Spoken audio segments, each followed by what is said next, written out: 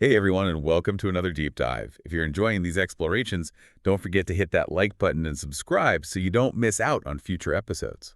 Absolutely. Today we're diving into the world of Ray Kurzweil. Kurzweil, a futurist with, well, a pretty amazing track record when it comes to predictions, wouldn't you say? Yeah, definitely. He's been right about a lot of things. Mm. And what's really striking is how long he's been involved with AI. Like, we're talking over 60 years. You're right. Over 60 years, which is longer than almost anyone else alive, plus his work at Google. I mean, he's right there in the heart of it all. Totally. So he's most famous for his ideas about the singularity, this point where AI surpasses human intelligence. It's a term we've all heard, but today we're going to really unpack what he actually means by that. Because it's not some like Hollywood robot takeover, right? What Kurzweil is talking about is more like humans and machines kind of merging, becoming something beyond what we are now. It sounds both exciting and a little bit scary, to be honest. But I guess the question is, where does he even begin with this idea? Well, his whole theory is built on this concept called the law of accelerating returns. And what it means is, it's not just that a technology gets better over time, it's that the pace of that improvement, the speed of change, it keeps accelerating. Okay, so it's not just a straight line upwards, more like a curve getting steeper and steeper as time goes on. Exactly, a curve that gets steeper and steeper. And he gives some pretty vivid examples to show you just how powerful exponential growth can be. Think about the ENIAC computer from the 1940s. That thing was enormous. It filled an entire room, used 18,000 vacuum tubes, and it had less computing power than the smartphone in your pocket. It's crazy when you put it like that. We've gone from these room-sized behemoths to carrying more computing power than Apollo 11, the mission that landed on the moon on a device we used to, I don't know, order pizza. It's mind-blowing. And get this, Kurzweil says, we won't just experience 100 years of progress in this century, but the equivalent of 20,000 years worth. 20,000 years. Mm. Really, I knew technology was advancing quickly, but that is almost impossible to even imagine. It is. It really highlights why this idea is so important, because if we try to understand the future using, our everyday linear thinking, we're going to be way off. And this is why Kurzweil's predictions, I mean, even though they might sound pretty out there, they're actually rooted in a deep analysis of these historical trends. Okay, I'm starting to see where he's coming from. So think exponentially, not linearly. Got it. But how does this all connect back to the singularity and this idea of humans and AI merging? Well, remember, Kurzweil doesn't see AI as like this separate thing, this alien intelligence. He sees it more as an extension of us, of human intelligence, just another step in how we interact with and process information. So AI isn't replacing us. It's like becoming part of us. Exactly. And it gets really wild when you start to think about the practical implications of that. Kurzweil talks about nanobots in our bloodstream, not just, monitoring our health, but actually boosting our cognitive abilities, maybe even, connecting our minds together. Wait, like actual brain-to-brain communication? Is that even possible? He seems to think so. And that's not all. He also talks about fully immersive virtual reality, so you wouldn't be able to tell the difference from the physical world. So we could literally live inside our own imaginations. I mean, what would even be the point of coming out? Right. That's the thing. It blurs the lines between what's real and what's not, even between who we are here and who we are in those digital spaces. Okay, deep divers. I think it's time for a little thought experiment here. What excites you, or maybe even scares you, about this whole idea of merging with AI? What parts of your humanity would you want to hold on to, even in a world like that? Let us know in the comments.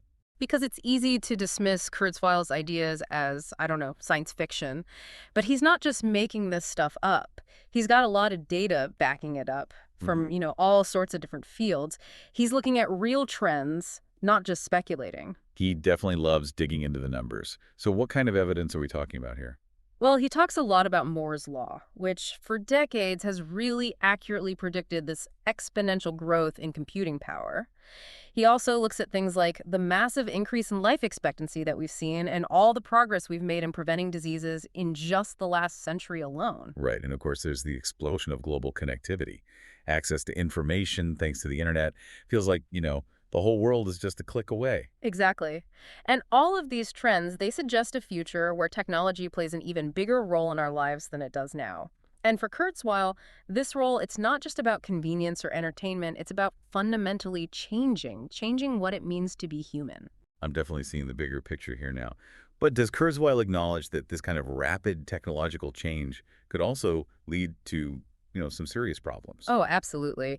He talks about the dangers of things like engineered pathogens, which could be devastating. But he also argues that technological progress is our best defense against those very same threats. It's a double-edged sword then. Technology creating problems, but also giving us the tools to try and solve them. Exactly. It's a delicate balance. And Kurzweil believes that human ingenuity, our drive to solve problems, that will ultimately win out. Okay, deep divers, time for you to weigh in again. Does all of this evidence convince you? Are there other trends out there that make you feel more optimistic or maybe pessimistic about the future? Hit us up in the comments with your thoughts. Now, we do have to acknowledge that not everyone out there agrees with Kurzweil, and there are some pretty strong criticisms of his ideas, which, of course, we want to explore as well. Absolutely. We always want to hear different perspectives here. So what are some of the main pushbacks against Kurzweil's vision? Well, one big one is the fear that AI, even if we're the ones who create it, could end up becoming uncontrollable. Like all those sci-fi stories about AI turning on its creators. The classic robot uprising scenario. Right. And then there's the argument that, the human brain, with all its complexity, it might just be too difficult to model accurately. I mean, how can we merge with something that we don't even fully understand? Good point. Plus, you can't forget the ethical questions. Like, what happens if these advanced technologies aren't available to everyone? Could it lead to even more inequality? Those are all very valid points, and Kurzweil himself wrestles with those questions too. But ultimately, he believes in the power of human ingenuity to overcome those challenges and make sure these technologies, actually benefit everyone. So, even though he acknowledges the risks, he's fundamentally optimistic about the future of AI and humanity. He is. He believes we have the capacity to shape this future and steer it in a positive direction. How exactly does he see that happening? What's his roadmap for navigating this complex and rapidly changing world? Well, this is where things get even more interesting. Kurzweil actually has this framework for understanding how information processing itself evolves, this grand narrative that he calls epochs. Epochs. Okay, now I'm really intrigued. Tell me more. Okay, so he describes four distinct epochs, and each one represents a major leap forward in how information is stored and processed. Think of it like the universe gradually becoming more and more complex and more intelligent over time. Whoa, that's a pretty epic way to look at things. So what are these four epochs then? All right, so the first one is all about physics and chemistry. It starts with the Big Bang and the formation of, basic matter and energy. It's like the foundation for everything that comes after. Okay, so like the primal soup of the universe. What comes next? Then we move into the epoch of biology and DNA. This is where those carbon-based compounds, they start to get more intricate, and eventually they lead to self-replicating mechanisms. And bam, life as we know it emerges. Life. Now we're talking. And DNA becomes the blueprint, the information storage system, driving all this biological evolution. Yes, exactly. And with each epoch, things become more complex, more capable of handling information. Kurzweil uses this term indirection to describe how each epoch sort of builds on the one before it, creating something totally new. So like a cosmic game of building blocks, each level more elaborate than the last. What's the next level of indirection in this story? The next level up is brains. This is where evolution, all guided by DNA, produces creatures with sensory organs and brains and nervous systems. Creatures that can sense the world around them and process information and make decisions and even store memories. That's a huge leap in terms of intelligence and complexity. A massive leap. And this epoch, it ultimately leads to us, humans, with our, big brains and our capacity for abstract thought and language, our ability to create mental models of the world. Okay, I'm seeing the progression here. So what's the fourth epoch, the one we're in right now? That's the epoch of technology. This is where humans, with our big brains and opposable thumbs, we start creating tools and machines that can also sense and store and process information. We're talking about everything from, simple tools to the internet to the AI we're discussing right now. So in a way, we're continuing this grand evolutionary story. This story of the universe becoming more intelligent, but now we're the ones actually driving the process. Exactly. And here's the key takeaway. Kurzweil believes that this fourth epoch, this age of technology, it's accelerating at an unprecedented rate, leading us straight toward, you guessed it, the singularity. It's all starting to connect now. These epochs, They provide the context for understanding the singularity. It's not some, random event. It's the next logical step in this ongoing evolution of information processing. Precisely. The singularity is the culmination of this long process. The point where the lines between, biological and non-biological intelligence, they become so blurred they basically disappear. That's a really profound thought. So we've gone from the Big Bang to the emergence of life to human intelligence, and now we're on the verge of something completely new, Yeah. something that could redefine what it means to be, well, anything. And that's just the beginning. In the next part of our deep dive, we're going to explore what this future might actually look like. Stay tuned, Jeep Divers. We're about to get into the really mind-bending stuff. Welcome back, deep divers. Okay, so last Where time they left off. we were talking about Kurzweil's idea of epochs, this grand narrative of, well, how the universe has evolved from simple matter and energy all the way to, these complex information processing systems. And now here we are in the age of technology at the brink of the singularity. It really is amazing to think that we're a part of this cosmic evolution of intelligence, but I'm still trying to wrap my head around what this future with the singularity will actually look like. Yeah, it's a big concept for sure. Well, I guess we should dive into some specifics. Remember how we talked about Kurzweil's law of accelerating returns? Of course, the idea that the pace of change, that technological advancement, keeps speeding up. Right, and that plays a huge role in his predictions about the future of computing. But we also talked about how Moore's law, that prediction about the exponential growth in computing power, might be hitting a wall. That's true. We can't keep shrinking transistors forever. But Kurzweil sees this as just a temporary hurdle. He believes that as one technology reaches its limit, another will emerge to take its place. So what's next then? What comes after silicon transistors? Well, he points to several exciting possibilities. For example, there are these three-dimensional chips being developed which allow for more transistors in the same space. Basically, they're thinking vertically to overcome physical limitations. That's pretty clever. Mhm. But what about entirely new ways of computing altogether? Well, Kurzweil talks about things like molecular computing, where molecules themselves are used as computational elements.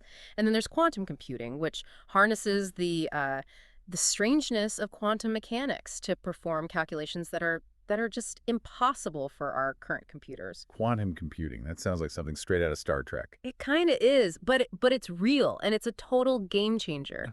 These new paradigms will allow us to keep pushing the boundaries of what's possible with computers, leading to, well, computers that are millions, even billions of times more powerful than what we have today. Okay, let's try and imagine that for a second. What could we actually do with that kind of power? Well, imagine being able to create virtual worlds so real that you wouldn't be able to distinguish them from physical reality. Think about medical treatments tailored to your individual DNA that target diseases at the cellular level. Picture AI systems that can design, completely new technologies, solving problems that we can't even begin to comprehend right now. It's both exhilarating and a little, well, intimidating to think about, honestly. But with all this talk about super powerful computers and AI, it's easy to forget about, the human element. Right. How does Kurzweil see technology impacting our bodies and our biology? That's where things get even more interesting. He believes that in the next few decades, technology will become so integrated with our bodies that the line between biology and technology will basically become meaningless. So it's not just our minds merging with AI, but our physical selves too. Yeah, exactly. And he sees nanobots playing a huge role in this. Imagine tiny little machines traveling through your bloodstream, repairing damage at the cellular level, fighting off diseases, before they even have a chance to take hold. So it's like having a team of microscopic doctors constantly monitoring and maintaining your health. That's the idea, and that's just the beginning. Yeah. Kurzweil even talks about the possibility of creating artificial red blood cells that are thousands of times more efficient than our natural ones. Whoa, so we could literally upgrade our own blood. What would that even feel like? Well, think about having almost, limitless energy and stamina. Wow. And it doesn't stop there. He believes we'll eventually be able to connect our brains, directly to the cloud, giving us access to vast amounts of information and processing power instantly. So we could just download new skills and knowledge directly into our brains. Exactly. Imagine learning a new language, overnight, or mastering a complex skill in a matter of days. That would be incredible. But wouldn't that mean, like, giving up some of our privacy? Would our thoughts even be, our own at that point? It's a valid concern and one that Kurzweil does acknowledge. But he argues that we'll develop safeguards to protect our privacy, just like we have with other technologies. It does seem like a lot of trust to put in technology. But then again, I mean, we already trust technology with so much of our lives. Right. Think about, all the information we share online, the medical devices that we rely on, the transportation systems that get us from place to place. It's all about finding that balance between risk and reward. It's clear that Kurzweil has a lot of faith in humanity's ability to handle these powerful new technologies. He does. He's optimistic that we can use these tools to solve some of the world's most pressing problems like poverty, disease, climate change. It's a very hopeful vision of the future. But even if we can overcome those challenges, I mean, there's still the question of what it actually means to be human in a world where we've merged with machines, enhanced our bodies, and expanded our minds in ways that we can barely even imagine. That's the big question, isn't it? That's where things get really philosophical. Kurzweil believes that we're on the verge of this fundamental transformation, a transcendence of our current biological limitations. He even uses the term post-human to describe the beings that we might become. Post-human, that's a powerful word. What exactly does he mean by that? He's envisioning a future where we've merged with AI, enhanced our bodies and brains with nanotechnology, and expanded our consciousness into these virtual realms. We'd have vastly greater intelligence, longevity, control over our physical forms. So it's like evolution, but sped up a million times, driven by technology instead of natural selection. Exactly. He sees this as the natural progression of things, the culmination of billions of years of evolution from the Big Bang to the emergence of human consciousness. But what about the things that make us human? Our emotions, our relationships, our sense of purpose. Will those still be relevant in a post-human world? Kurzweil believes that those aspects of our humanity, they won't disappear. They'll just evolve and expand along with our intelligence and capabilities. So imagine a world where we can experience emotions with greater depth and nuance, form connections with others on a much deeper level, and pursue goals that are far more meaningful than anything we can even conceive of today. It's hard to even fathom what that would be like. It sounds like a whole new level of existence. It does, but it's also important to acknowledge that not everyone shares Kurzweil's optimistic view of this post-human future. Right. We've talked about the potential for, AI to become uncontrollable or the ethical concerns surrounding access to these advanced technologies. But are there other criticisms of his vision? Some argue that this post-human future is essentially a technological utopia, a fantasy that ignores the complexities of human nature and the potential for things to go wrong, unintended consequences. So they worry that even with the best intentions, things can still go very wrong. Exactly. They're concerned about, the concentration of power, the potential for new forms of inequality, the unintended consequences that are almost inevitable with any radical technological shift. Like those dystopian sci-fi stories where technology creates a world that's even more divided and oppressive than the one we live in now. Right. And then there are those who simply believe that Kurzweil's vision is just too radical, too far removed from our current reality to be taken seriously. They point out that we haven't even come close to creating, artificial general intelligence, let alone, merging with it. Yeah, it's true that the gap between where we are now and where Kurzweil thinks we're headed, it does seem pretty vast. It is a big leap. And while he does have a track record of accurate predictions, there's no guarantee that he's right about this one. So is Kurzweil just a dreamer then, a techno-optimist who's gotten carried away with his own ideas, or is he a visionary who's glimpsed a future that most of us can't even fathom? That's the question, isn't it? I guess only time will tell if his predictions come true. But even if they don't, his ideas, I think they force us to confront some pretty big questions facing humanity. Like what does it actually mean to be human in this age of rapidly advancing technology?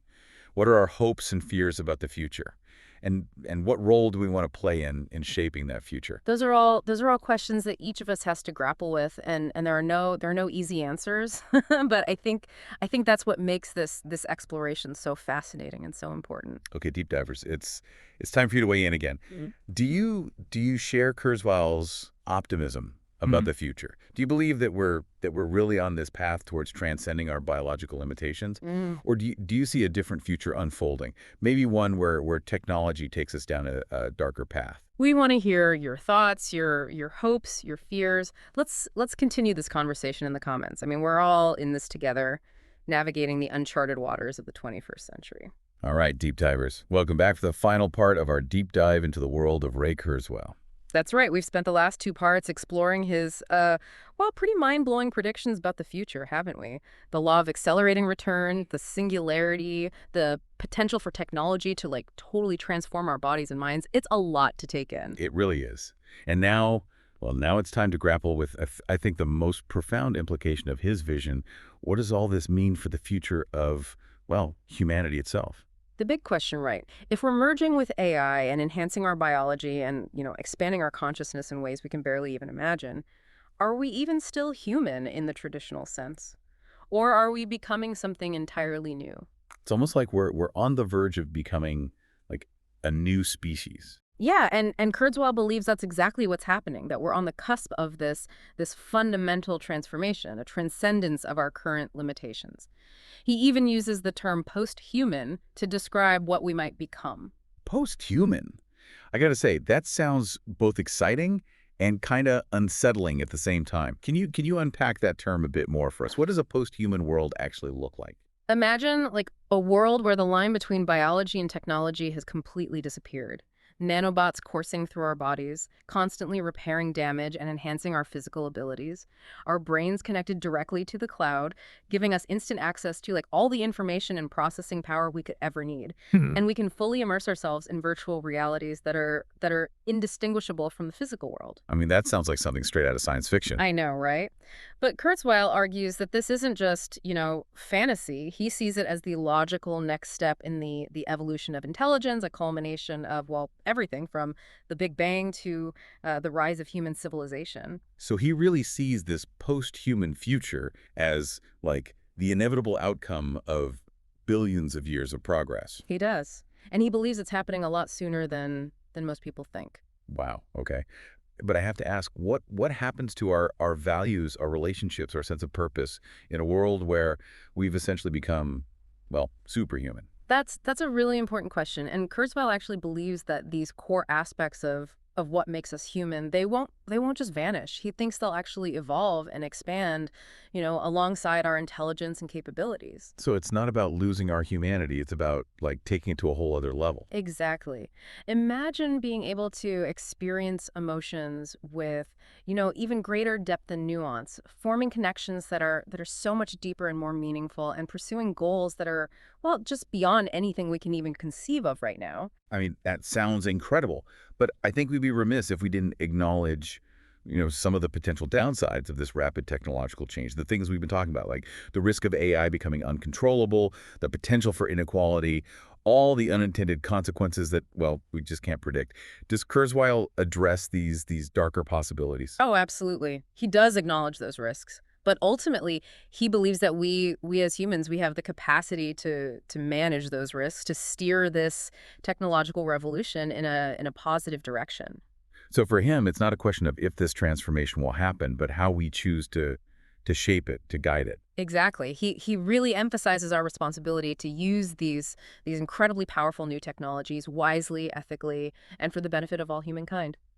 Okay, deep divers. I think it's time for us to wrap up this exploration. But before we go, we really want to hear from you. What resonated with you most in our deep dive into Ray Kurzweil's ideas? What are your hopes and maybe even fears about this future he describes? Share your thoughts, your insights, and, maybe even your concerns in the comments below. And if you enjoyed this deep dive, don't forget to hit that like button and subscribe so you don't miss any of our future explorations. That's right, because as we've seen, the future is coming, and it's coming fast. And understanding these ideas, well, it's not just about predicting the future, it's about actually shaping it. Thanks for joining us, everyone. Until next time, keep questioning, keep learning, and keep diving deep.